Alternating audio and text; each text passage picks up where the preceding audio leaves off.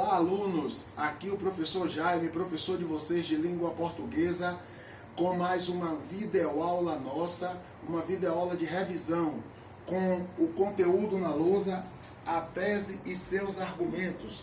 Nós já tínhamos iniciado esse conteúdo em sala de aula, trabalhamos com ele, fizemos algumas atividades apresentadas inclusive por alunos da turma, atividades em grupo, batemos nessa aula, não é um assunto que nós trabalhamos em apenas 2, 3 aulas, é algo um pouco complexo e a base começa a ser formada agora para que quando você acessar o ensino médio, o primeiro ano do ensino médio, você já esteja ciente de como trabalhar com a tese e seus argumentos, como trabalhar com o texto argumentativo, que até então é o texto exigido nas provas de processos seletivos, a citar como o mais conhecido deles, que é o Enem. Você está preparado? Vamos lá?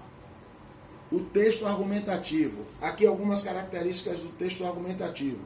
O texto argumentativo procura convencer, propondo ou impondo ao receptor, ou seja, aquele que está ouvindo o que está sendo dito, aquele que está lendo o que está sendo dito, aquele que está como telespectador ou espectador daquilo que está sendo dito, né? Procura convencer, propondo ou impondo a este uma interpretação particular de quem produziu o texto argumentativo. Tá? Então, cada um de nós, quando ouvimos uma argumentação, um texto argumentativo, quando lemos, quando ouvimos, né, esse texto ele terá essa característica, procurar convencer, propor ou impor a nós que estamos ouvindo, que somos ouvintes, que estamos lendo, que somos os leitores, uma interpretação particular, minha, sua, de quem quer que seja esse ouvinte, né? A interpretação particular daquilo que alguém escreveu. Bom, o texto argumentativo visa defender uma tese ou rejeitá-la. Todo texto argumentativo vai ter um ou outro objetivo, ou defender uma tese ou rejeitá-la. Então, quando você se propõe a escrever um texto argumentativo, você vai ter uma tese e essa você vai defendê-la ou rejeitá-la. Os textos argumentativos não se confundem com os textos informativos, não é? Pois nos textos informativos os fatos e ideias não são geralmente expostos com o objetivo de convencer o receptor, mas os argumentativos sim.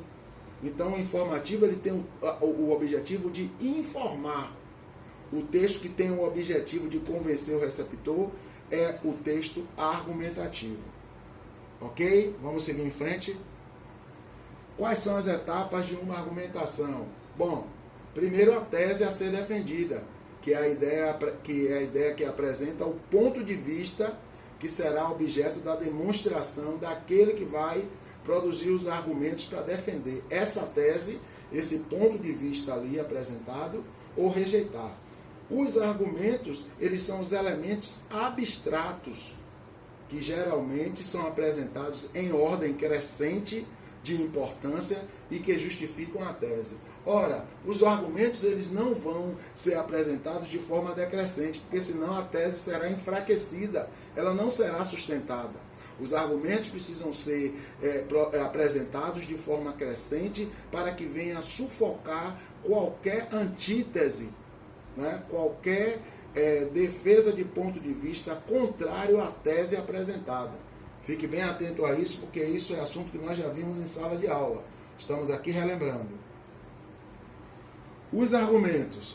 Bem, os argumentos podem ser apresentados na forma de fatos, exemplos, citações de autores ou peritos reconhecidos ou dados que ajudem a provar a validade da tese.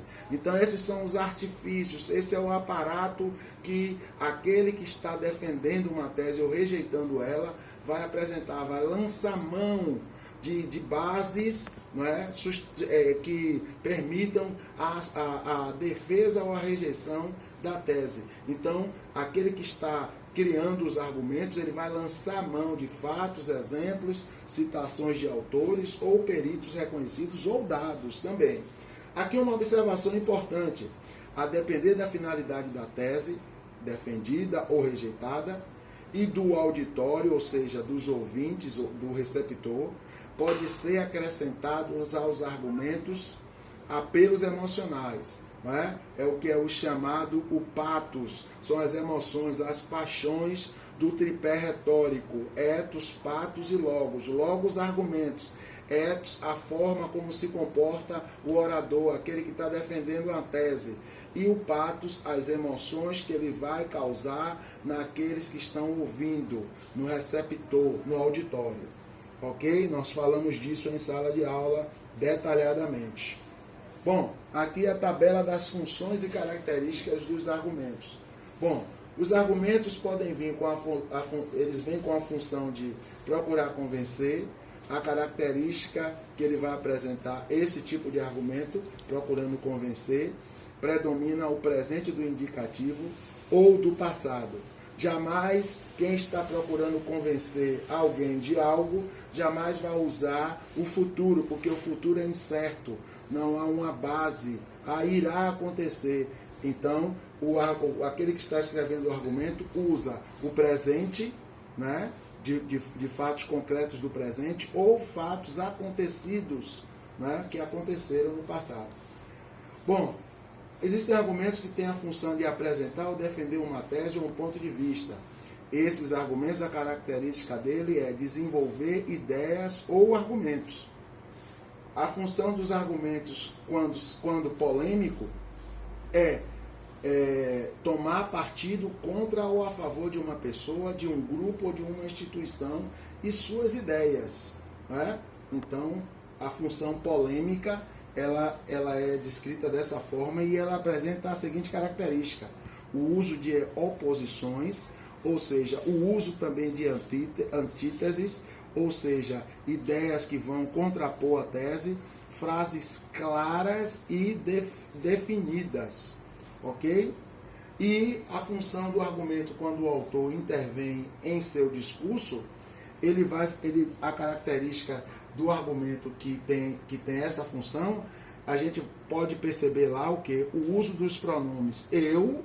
Muitas vezes quem está argumentando vai dizer, eu, por exemplo, agi assim, ou nós dessa classe aqui profissional e etc., fizemos isso. Então ele vai sempre estar utilizando a primeira pessoa do singular ou a primeira pessoa do plural para intervir no seu próprio discurso.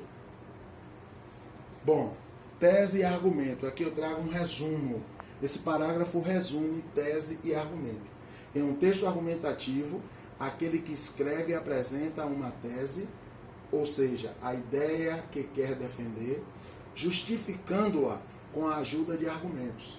Esses argumentos são interligados de maneira lógica à tese. Tese e argumento não podem estar destoando. Tese e argumento devem estar interligados. Né? A tese que precisa ser justificada tem que estar diretamente interligada aos argumentos.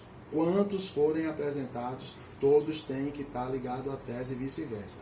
Eles são igualmente ligados uns aos outros. Então, é o que eu acabei de falar. Tese e argumentos são ligados, interligados um ao outro. Tese e argumento, exemplo. Aqui eu trago uma tese e dois argumentos para poder ficar claro para nós, se não ficou até agora. Bom, o texto diz o seguinte: é preciso incentivar o cinema brasileiro porque temos produções de excelente qualidade e porque sem incentivo oficial seria esmagado pelas superproduções americanas. Nós estamos vendo logo aqui, é preciso incentivar o cinema brasileiro. Isso aqui é a tese. Agora vai ser necessário os argumentos para sustentar essa tese de que é preciso incentivar o cinema brasileiro. Aqui aparece o primeiro argumento. Por que é preciso incentivar o cinema brasileiro? Porque temos produções de excelente qualidade. Isso aqui é um argumento que, se a gente olhar o histórico do cinema brasileiro, a gente pode constatar isso. Esse é o primeiro argumento. E porque sem incentivo oficial seria esmagado pelas superproduções americanas. É necessário, aqui aparece o segundo argumento, é necessário o incentivo, o investimento oficial, principalmente do governo, seja ele o governo federal, o governo estadual ou municipal, tem que investir no cinema, porque há um investimento muito grande nas superproduções americanas, de bilhões e bilhões.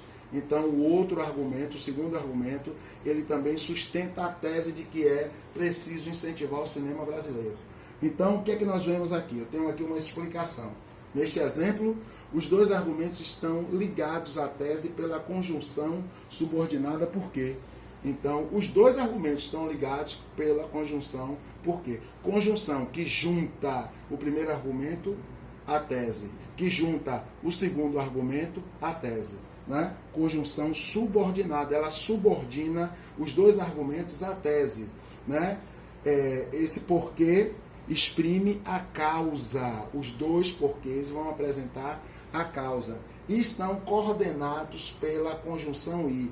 A conjunção I, ela está aqui, ó, mantendo como se fosse um pêndulo, coordenando, como se fosse o centro de uma balança, coordenando o que?